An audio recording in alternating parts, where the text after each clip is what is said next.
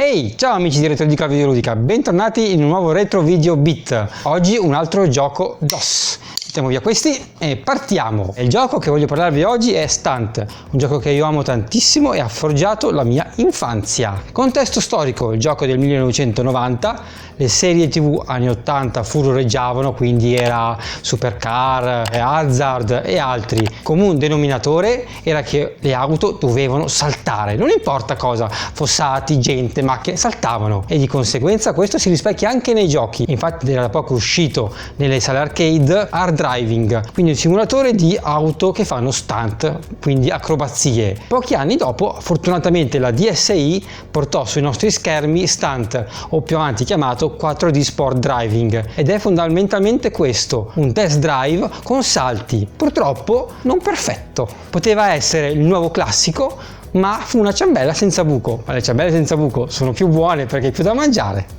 Parliamo ora del gioco. Stunt fondamentalmente è solo questo: prendiamo la nostra vettura e la lanciamo su un percorso preimpostato o addirittura creato da noi. Le vetture che possiamo scegliere sono delle icone anni 80, quindi si va dalla Ferrari GTO alla Lamborghini Countach e tante altre come la Delta. Ognuna teoricamente dovrebbe avere un grip e una velocità diversa. Se per la velocità possiamo notarlo, sul grip, come vedremo, il gioco chiude tutti e due gli occhi, chiaramente. Un modello di guida molto realistico.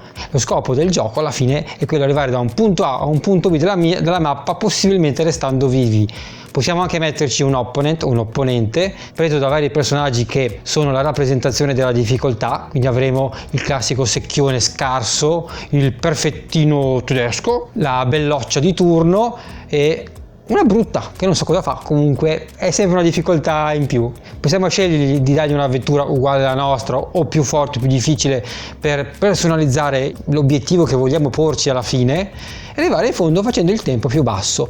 Tutto qui. Il bello però è quello che sta nel mezzo, perché oltre ad avere un modello di guida molto realistico, questo gioco è volutamente pieno di bug, ovvero i programmatori si sono resi conto che nella pochezza del game design quello che lo rendeva bello e divertente era il modello di guida che non stava né in cielo né in terra. Quindi le nostre vetture scorreranno tutte nella stessa maniera, indipendentemente se sono a trazione anteriore o posteriore. Faranno anche cose assurde. Facendo un esempio, prendendo la IndyCar, che era l'auto più veloce, quindi più facile da fare cose spettacolari, prendendo una serie di salti, la macchina poteva partire di punto in bianco in una perfetta verticale e partire verso il cielo, tornare giù, mettersi piatta e andare ancora dritta. O ancora vedere la macchina scoppiare e tu poter guidare tranquillamente a testa in giù. Ma sono uno dei tanti esempi. Ma cosa sarebbe tutto questo senza un replay? Esatto, abbiamo una telecamera e un vero videoregistratore per contestualizzare il periodo storico, dove possiamo riavvolgere le nostre avventure su strada e vederle nelle locazioni che più ci divertono. Il gioco da questo punto di vista potrebbe essere quasi visto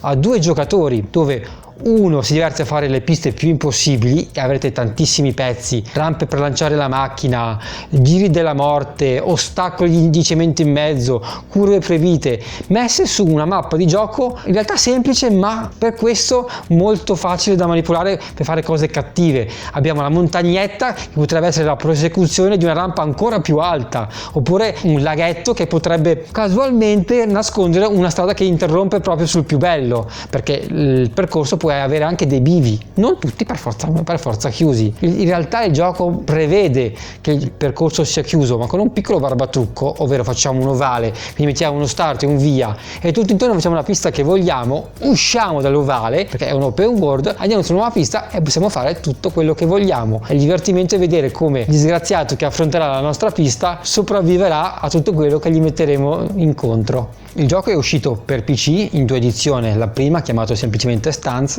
e una seconda versione con una revisione, non so esattamente che cosa cambia rispetto alla prima, nessuno penso che l'abbia mai capito, si chiamava 4D Sport Driving. Il gioco è fondamentalmente la stessa cosa, esiste anche una versione Amiga un po' più lenta secondo me e non tanto spettacolare, e infine una versione più sconosciuta per una macchina giapponese, un PC Engine o qualcosa di simile che non ho mai visto, quindi possiamo anche bellamente ignorare. Il gioco in sé è veramente tutto qua. La realizzazione tecnica è povera, è un gioco sì con un motore 3D ma strapieno di bug, ma non aspettatevi un 3D con una texture bello, no, un poligono verde sgraziato ma che funziona. Il tutto ha qualche clipping, ovvero guidi, perdi un pezzo di strada ma fa niente, tu andrai sempre avanti, ed il tutto più divertente e spassoso. E ora vedi andare. Diciamo che facciamo la cosa semplice.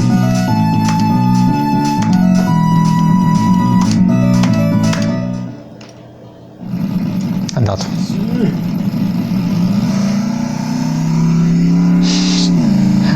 È ingiocabile però, aiuto. Mi è venuto addosso. Io sono quello rosso. Sei te che l'hai rubato. Mi è messo dietro.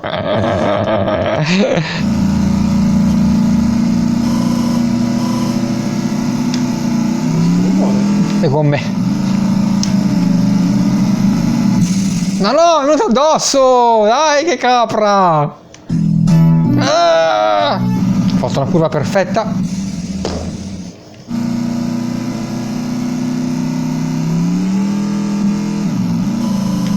No! Cos'è B&B?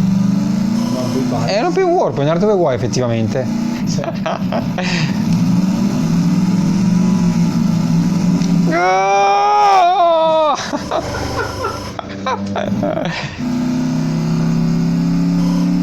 La tengo, forse no.